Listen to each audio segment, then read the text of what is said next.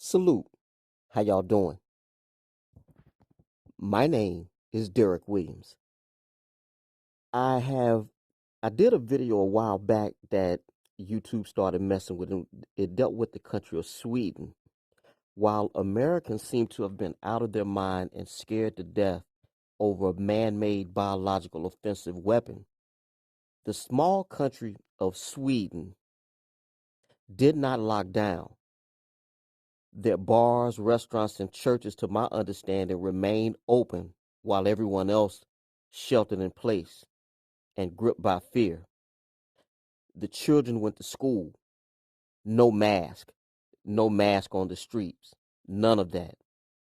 And reports are coming out, it is actually one of the more safer countries on earth now with regards to this thing. So the question is, what did they do? And what did our country fail to do? I believe that Sweden did lock off the borders. I believe that that is accurate. And if I'm wrong, you can put it in the comment section.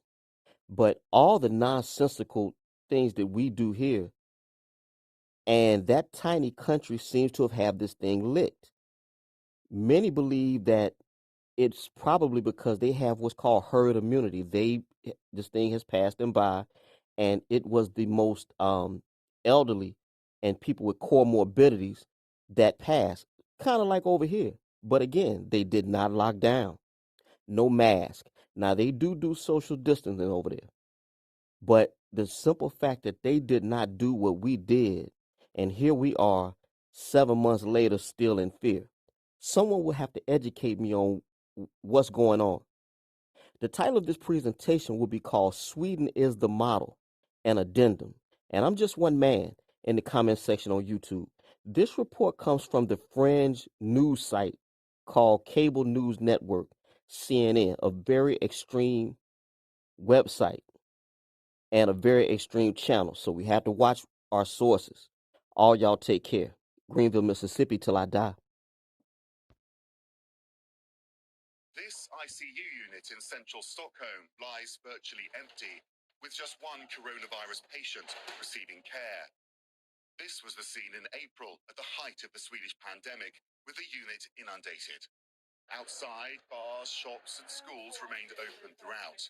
No lockdown, but people were given official guidance on how to sanitize and when to socially distance, and they largely abided by those rules. Masks were never mandated here, with a senior government source telling CNN that they're regarded here as largely superficial. After an initial surge in the death rate, well above the Scandinavian average, Sweden now has one of the lowest death rates in Europe.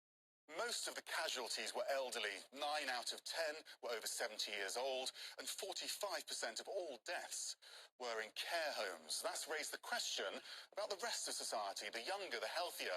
Did they develop some sort of resistance to the virus as they interacted? It's possible that we have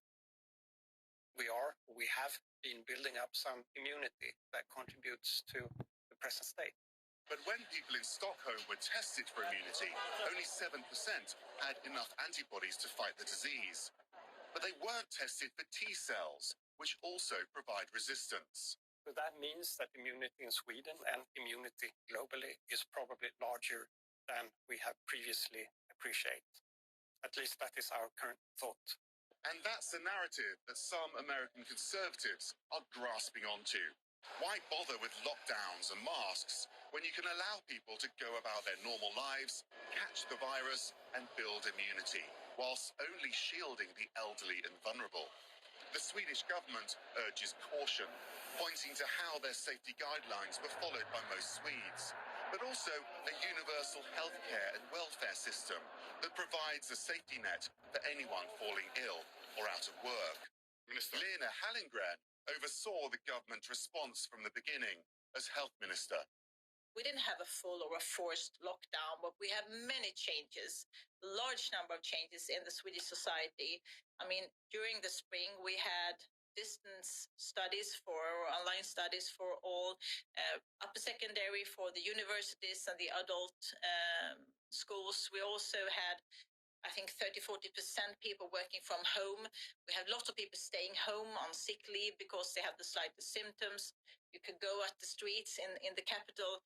You didn't meet almost anyone. We have lots of businesses with a very difficult situation because they didn't have any guests or customers. So lots of things were changed. You didn't have any cultural event, the sports event. So things were changed, but not in a forced way. I think that was the difference. The Swedish economy shrank by 8% in the second quarter of 2020, the largest fall since records began. But what of the bigger price? The many elderly who died, some argue were sacrificed in the early days of the pandemic.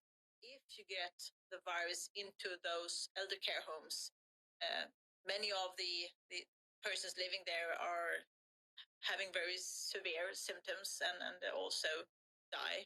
So that's why we have this by law that people were forbidden to visit the elder care homes, but that was not successful in all the way. But we also learned a lot of that. All care home workers have since been retrained in hygiene protocols.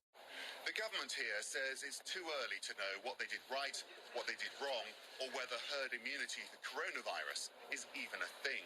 In the meantime, they're preparing for a possible second wave this fall. It wouldn't be the first country to see a surge in the virus after apparently stamping it out.